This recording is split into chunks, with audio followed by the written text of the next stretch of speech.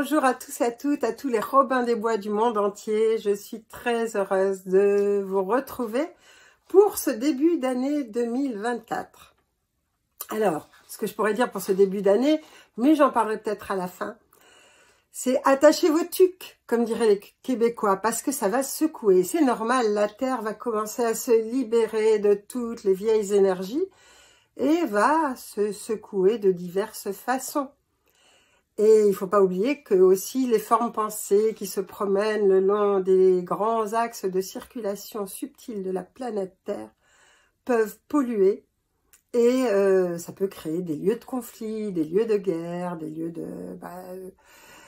voilà. Alors je vais vous dire ce dont je ne parlerai pas parce que je ne suis pas très invitée sur la chaîne sur laquelle je vous parle actuellement. Et je vais passer certainement sur Odyssée de toute façon. Donc, vous aurez toutes les informations. Ne vous inquiétez pas. Et j'espère que vous me suivrez sur cette chaîne-là aussi. Donc, vous avez vu la dernière vidéo. Bon, il y avait pas mal de choses que nous avons dû effacer, que vous avez retrouvées ailleurs. Alors, je vais vous dire ce dont je ne vais pas vous parler. Mais vous retrouverez quand même les liens sous ma vidéo. Alors, je ne vais pas vous parler, évidemment, des insectes qui sont introduits dans beaucoup de types de nourriture, mais je vais vous donner quand même le numéro, enfin le code qui vous permet de les reconnaître.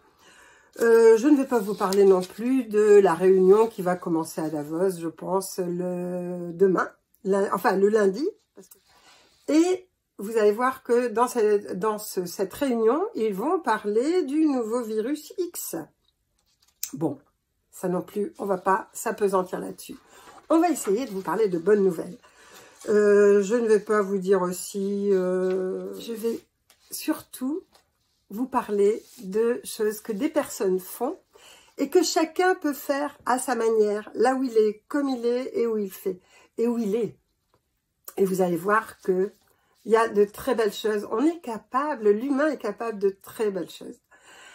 Par exemple, donc c'est une vidéo que j'ai déjà passée à plusieurs reprises, mais il y a une chirurgienne qui est africaine donc et qui va chanter des gospels ou qui va chanter qui chante pour apaiser ses patients. Et je trouve ça génial. Donc là aussi, vous aurez les liens. Les liens vont être séparés en deux. Vous avez les liens positifs, les bonnes nouvelles, et puis ceux qui sont, disons, moins bons. Ça dépend comment on le prend. Vous avez le professeur Perron qui va parler aussi de la maladie de Lyme. Hein. Dans les bonnes ou moins bonnes, ça dépend pour qui, parce que c'est quand même une arnaque pour nous, nous qui payons. C'est-à-dire qu'il y a beaucoup de pays qui ont été obligés de supprimer des stocks énormes d'injections. Donc vous verrez, ça aussi, ça sera dans les liens.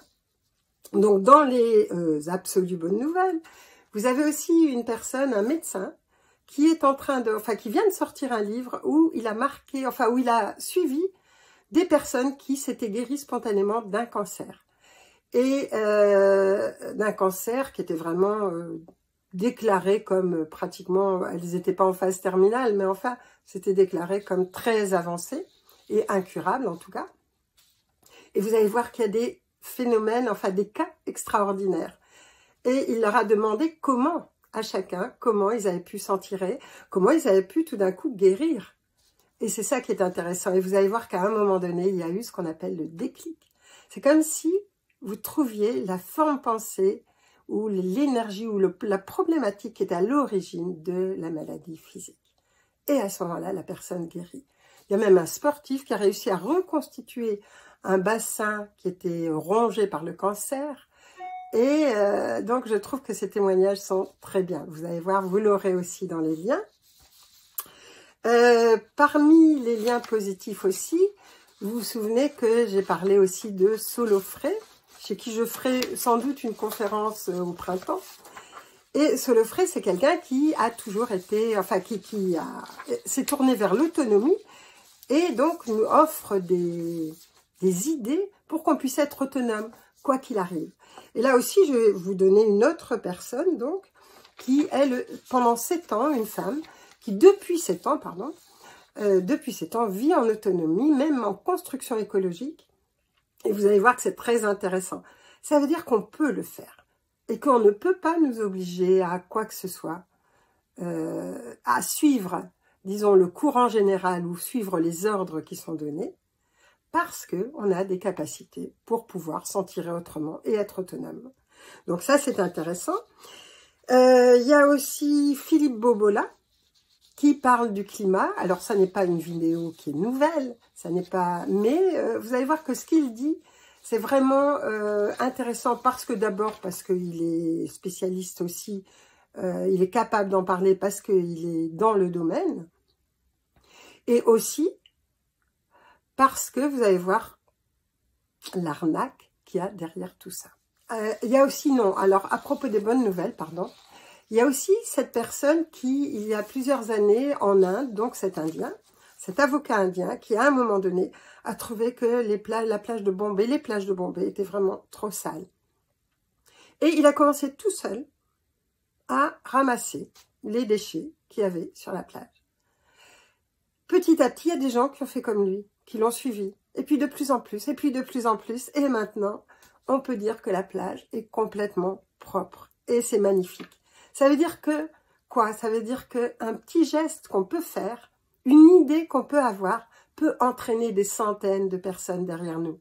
C'est ce que je vous ai dit depuis longtemps. Et je vous assure que si vous faites ça, vous allez voir que vous allez entraîner derrière vous beaucoup de personnes. Vous faites un geste parce que pour vous c'est important, parce que vous y tenez, parce que c'est quelque chose qui vous tient à cœur. Et vous allez voir que vous allez pouvoir continuer et être suivi et servir d'exemple. Et c'est magnifique. Donc j'avais encore une nouvelle dont je voulais vous parler. Ah oui, l'homme qui arrêta le désert. Alors là aussi, c'est en Afrique, là au Burkina. Et cet homme, à un moment donné, s'est aperçu que petit à petit, il y avait une désertification. Et il a commencé à planter des arbres d'une façon ancestrale. Et depuis, les plantes, les arbres, tout pousse à l'endroit où il a fait ça. Et vous allez voir, le reportage est passionnant. Et ce sont des exemples. J'avais envie, pour ce début d'année, de vous montrer des exemples de personnes. Alors évidemment, il y en a bien d'autres. Des exemples de personnes qui, par une action, parce qu'elles ont à cœur quelque chose, parce qu'elles pensent que c'est important, vont mettre leur énergie dans un acte. Et à ce moment-là, qui changent complètement la donne. Et qui ont fait, et il a fait, effectivement, cet homme, un coin tout à fait, enfin, un endroit qui n'est plus désertique. Il est mort maintenant depuis quelques mois, mais il a fait un excellent travail. Et ça, pour moi, c'est important, tous ces exemples-là. Alors, il y a deux autres exemples que j'ai trouvés amusants et que j'avais envie de vous offrir et que peut-être vous connaissez. Mais il y a une maison en Suisse qui s'est ouverte, une maison de soins palliatifs. Et dans cette maison, ils ont fait tout pour que les gens se sentent complètement comme à la maison. Donc, et les personnes qui s'en occupent sont des personnes qui disent « mais nous, on aime être avec eux. On les aime, tout simplement. On a envie de faire le maximum pour eux. » Et vous allez voir que c'est un bel exemple, c'est une belle structure. Et il y a aussi, donc vous allez voir le reportage aussi qui est là-dessus, parce que je trouve que c'est beau, ce qui a été fait. Il y a des villages, vous savez que maintenant, les villages dans lesquels on est, enfin dans lesquels nous sommes, manquent furieusement de médecins. Et vous allez voir comment un village s'y est pris pour pouvoir attirer un médecin dans le village. Et c'est vraiment très sympathique. Je me suis dit, mais vraiment, ils ont des idées. C'est sympa comme tout. Et si on pouvait tous faire ça dans nos villages, bah, je pense que ça serait une bonne idée. Ne serait-ce que moi, je me suis dit, tiens, si j'étais médecin, ça me donne envie d'y aller. Parce que c'est vraiment chaleureux, sympathique. Vous allez voir comment on peut faire une publicité, enfin faire un appel à un médecin et lui donner envie de venir. Alors j'espère que dans ce village, ils ont eu le médecin qu'ils méritaient. Et vous allez avoir aussi, je vais vous mettre une vidéo sur l'influence du son sur le sang. Et vous allez voir que c'est important, on le sait. Mais comme Emoto a pu démontrer l'influence des mots, et l'influence des paroles, l'influence des lettres, l'influence de notre vocabulaire sur l'eau, et il faut savoir que quand même on a un grand pourcentage d'eau à l'intérieur de nous. Mais là c'est pareil, le son a une influence sur le sang. Et donc n'écoutez pas n'importe quelle musique. Prenez des musiques qui vous élèvent, qui vous plaisent. J'ai retrouvé un message que j'avais reçu il y a un certain temps, et le hasard qui n'existe pas fait bien les choses. C'est-à-dire qu'il y a quelques jours, il y a un ami qui habite en Pologne, et qui est polonais d'ailleurs, qui a demandé est-ce que c'est bien de Anne Givaudan ce message. J'ai relu le message et je me suis dit mais il est vraiment complètement pour maintenant. Alors il est passé sur pas mal de réseaux, vous l'avez peut-être lu, mais je voulais juste vous faire un petit commentaire de ce message. Le message de Yeshua. Alors je vais vous lire juste quelques phrases et je le mettrai à votre disposition de toute façon dans cette vidéo. En ces temps de changement, de grandes mutations, sachez que jamais un instant vous n'êtes seul. Donc, voyez en ma présence et dans la présence de nos frères et sœurs solaires des éveilleurs. Vous souhaitez une terre nouvelle et vous la créerez si vous le voulez vraiment avec toutes vos cellules. C'est important. C'est avec toutes nos cellules. C'est pas simplement « Ah, j'ai envie d'eux ». C'est vraiment « Toutes mes cellules sont à ce service-là, à la création de cette nouvelle terre ». Remplacez la peur par le courage. Non pas le courage des armes, mais le courage de dire oui ou non. Que risquez-vous sinon de perdre un corps physique? Vous êtes éternel, mais vous l'avez oublié. Et la dernière partie, c'est comment éradiquer la peur. Je vous donne juste les points essentiels, parce que je ne voudrais pas que ce message soit tronqué, mais je vais juste vous dire les points essentiels. Dans chaque acte de votre vie, soyez le plus présent possible. Regardez chaque objet, chaque personne, chaque animal, chaque plante, chaque pierre, comme faisant partie de la vie au même titre que vous. Percevez en eux le divin, il n'y a pas de bon ou de méchant dans nos sphères, il y a simplement des âmes plus jeunes que d'autres. Pour que la peur s'éloigne, il faut l'amour en tout, qui n'a rien à voir avec le « tout le monde est beau, tout le monde est gentil », ce qui est faux. Tout a la lumière en lui, mais celle-ci peut dormir comme dort en vous des capacités ignorées. Éradiquer la peur, c'est accepter votre immortalité. Ne pas vous perdre dans les méandres du temps, ni passé, ni futur. Donc vous voyez, vraiment, d'être dans le moment présent. De ne pas supposer ce qui va se passer dans un futur proche, parce que peut-être que ça ne se fera pas du tout comme vous le pensez. Éradiquer la peur, c'est aussi l'accepter comme elle est, une part de votre ego qui a des difficultés à laisser votre âme diriger votre vie. Éradiquer la peur, c'est faire confiance à votre âme, sachant qu'elle sait ce qui est juste et bon pour vous. Ce qui a peu à voir avec ce qui vous plaît ou non. Si je vous dis ceci, c'est parce que vous avez la force de créer une nouvelle terre, celle dont vous rêvez lors de vos moments de paix intérieure. L'extérieur prendra place selon ce que vous vivrez intérieurement. Soyez-en persuadés et nul ne pourra faire ceci à votre place.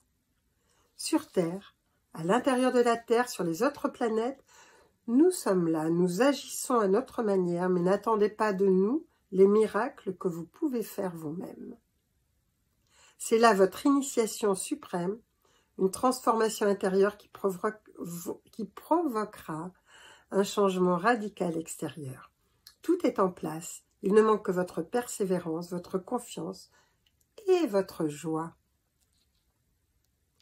Quoi qu'il arrive, rien n'est dû au hasard, vous le savez, vous qui écouterez ou lirez ces phrases. Chaque geste est important, chaque parole, chaque pensée, il s'agit d'une pratique consciente. N'en faites pas une règle absolue et décourageante. Le changement ne demande pas d'efforts pesants, au contraire, il demande de la légèreté, de la conscience, de la vie. Ne suivez pas de règles contraires à votre âme et à votre cœur. Faites ce que vous sentez juste, non en suivant le rythme de vos émotions, mais en cherchant à écouter les battements de votre cœur. Vous n'êtes qu'au début du parcours. Ne l'imaginez ni long ni fatigant, ni oppressant, afin qu'il ne le soit pas. Agissez au jour le jour. sans tristesse, ni colère, ni agacement, qui sont des manifestations de votre ego. Avec mes sœurs et frères du soleil, nous avons pleine confiance. Nous vous aimons et nous vous saluons. Et c'est là-dessus que j'avais envie de terminer ma partie. Donc, et de vous souhaiter une vraiment très belle année. C'est une année où nous allons tous pouvoir faire un pas en avant énorme. Parce que quoi qu'il arrive, si nous nous tenons bien debout dans nos bottes, à ce moment-là, tout va être possible. Si nous n'élaborons pas un futur angoissant, enfin vous voyez, vous suivrez tous ces conseils-là, il faut que ce soit léger. Je vous souhaite de la légèreté, je vous souhaite de la joie pour passer cette année et les autres qui suivront, bien sûr, de la meilleure façon possible. Et vraiment en apportant tout notre amour, notre conscience, en étant de plus en plus que nous sommes réellement des êtres de lumière.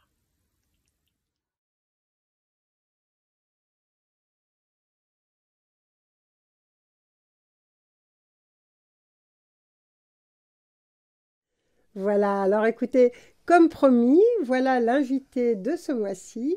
C'est Claude Jarry-Desloges qui va vous parler, alors non pas d'astrologie au niveau professionnel, parce que ça, elle sait le faire, mais elle va vous raconter ce qui va se passer pour 2024. Voilà, je vous laisse avec elle et je vous souhaite toujours une magnifique année.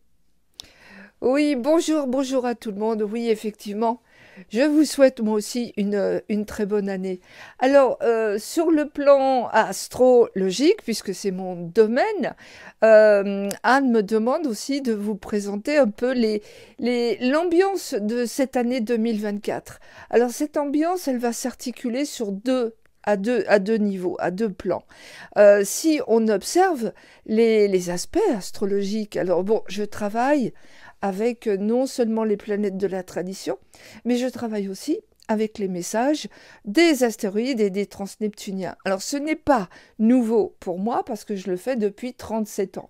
Alors évidemment, c'est un autre message beaucoup moins superficiel, beaucoup plus profond et technique que l'astrologie que l'on dit traditionnelle.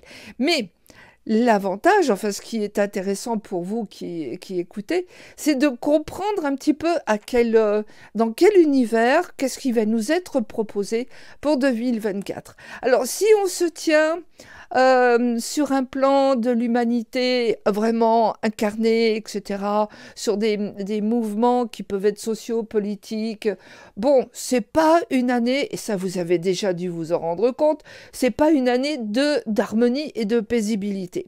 Quand on voit tous les stelliums planétaires, etc., puis surtout les conjonctions avec les grosses planètes transneptuniennes, alors pour citer, c'est Oméa, Orcus, les peurs, et ça, il faudra y revenir, Orcus, les peurs, il faudra aussi ne pas oublier notre bon ami Quark, qui lui est porteur d'espoir et porteur aussi de connexion avec des plans plus ou moins encore reconnus. Mais toute l'ambiance de cette année va être justement d'oser, de pouvoir aussi dire quels sont les challenges et les grands défis à observer. Alors sur un plan donc vraiment au niveau déjà de la socio-politique, géo, etc., climat, etc., bon, ce n'est pas une année paisible, ça c'est clair. Ce n'est pas une année paisible au niveau des conflits. Nous avons une grosse planète qui s'appelle Eris, qui est la planète des conflits. Elle est pile pour cette année 2024, elle est pile sur l'axe des nœuds. L'axe des nœuds, bon, l'axe des nœuds, c'est aussi un terme un peu, c'est un jargon technique, mais l'axe des nœuds lunaires, c'est vraiment très important. C'est la destinée, c'est le fatum de la destinée, un petit peu de la... oui, c'est le destin. Et quand on s'occupe de prévoir, parce qu'on ne peut pas prédire, mais on prévoit. Et quand on prévoit l'ambiance d'une année, eh bien, on observe l'axe des nœuds lunaires. Si la tête du dragon, c'est-à-dire le nœud nord, est conjoint à une planète, il va falloir observer. intelligemment le message de cette planète. Or, pour 2024, l'axe des nœuds lunaires est conjoint à une grosse planète qui a quand même 505 ans d'orbite, et cette planète, elle se nomme Eris. Oui, Eris. D'ailleurs, j'ai entendu dire que c'était le nom aussi du nouveau virus que dont on pourrait être victime, peur, etc. Waouh, c'est terrible. Mais Eris, c'est aussi la déesse du conflit, c'est la grande déesse de la guerre. Or, en ce moment, janvier 2024, il n'y a pas moins de 20 conflits internationaux, 20 conflits nationaux qui sont actuellement déclarés. Il n'y a pas que la Palestine, que la Russie, etc. Il y a beaucoup de conflits en ce moment.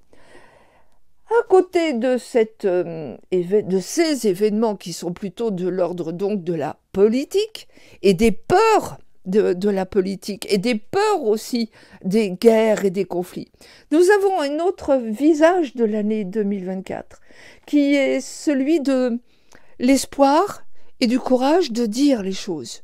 Ça va être très intéressant. Dire les choses, oser dire. Alors, oser dire quoi?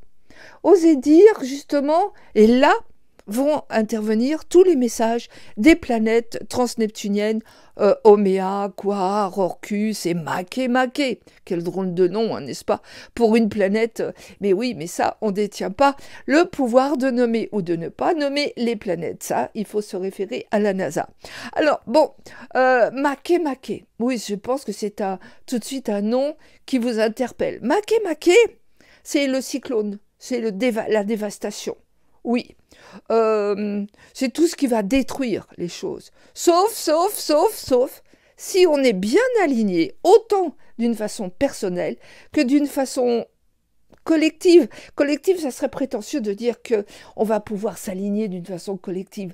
Il va d'abord falloir passer au stade individuel, donc observer aussi vos propres challenge et vos propres défis et vos propres compétences personnelles, astrologiques, etc. pour savoir comment Makemake va vous ordonner ou pas.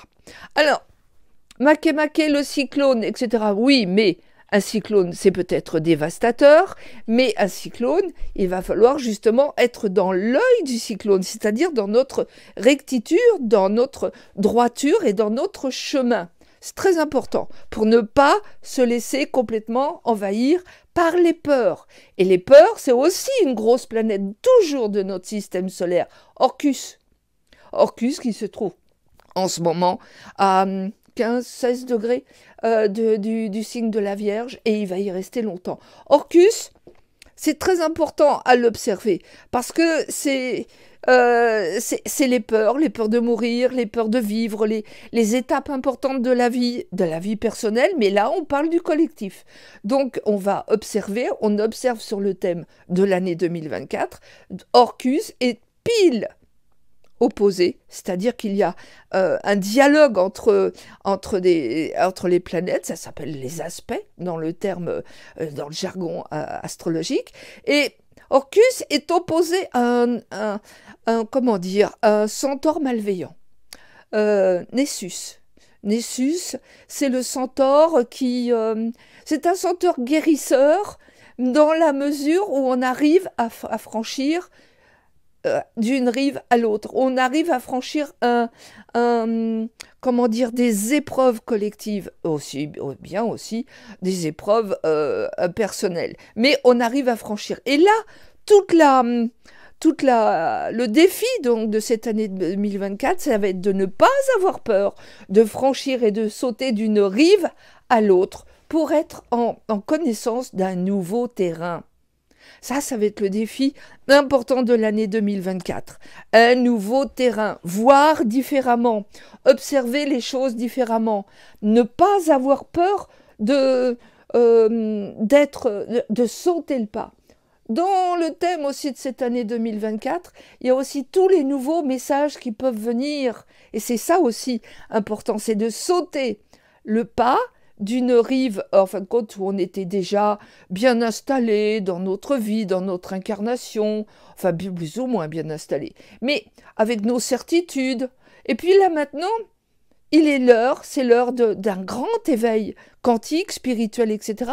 C'est de tenir compte pas seulement des messages de notre système solaire, mais aussi d'oser dire et voir toutes les autres manifestations qui peuvent être beaucoup plus éloignées que le système solaire. C'est tout le message positif de l'année 2024 et je vous invite à le suivre avec le plus grand intérêt et beaucoup de découvertes. Et vous voyez, ça va être une super année. Oui. Hein? Osons. C'est magique. Oui, tout est magie. Osez et tout ira bien. Oui. Ne pas avoir peur et tout ira bien. Et merci Claude, c'est super. Merci Anne de m'avoir invitée.